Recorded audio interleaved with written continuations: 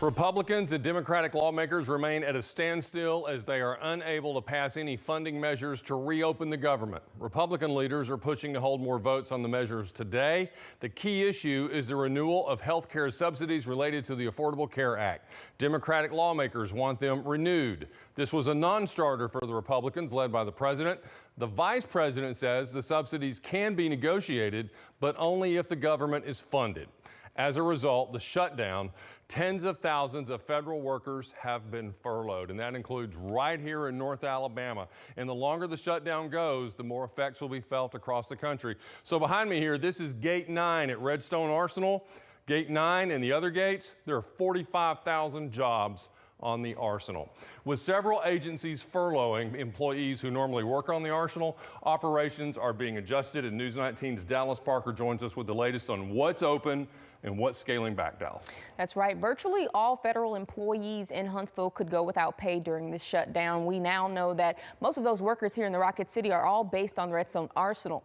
Now, coming up, according to the Huntsville-Madison County Chamber of Commerce, roughly 22,000 contractors, 20,000 civil servants, and uniformed military personnel all work on the Arsenal. But whether or not those workers receive pay depends on several circumstances, including the nature of their work and the details of their contracts. And while some will still have to drive to the Arsenal every day, they won't receive a paycheck. But there is the promise of back pay under federal law. Several Alabama lawmakers, including our senior Senator Tommy Tuberville, weighed in today on the shutdown.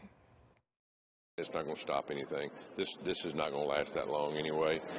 Whether it affected somebody for a couple of days, for a couple of weeks, it'll be over with. For the people in Alabama, just keep doing your work, keep living your life. Don't worry about this nonsense up here. We'll eventually come together and pass a budget or a CR, and everything will be taken care of.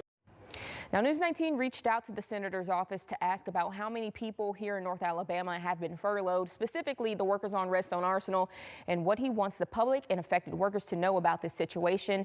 His office sent us his statement assigning the blame to the Democrats for the shutdown, but they did not address questions about the effect on workers or programs. Now, we also reached out to Congressman Dale Strong's office with those same questions, as his district includes Redstone Arsenal.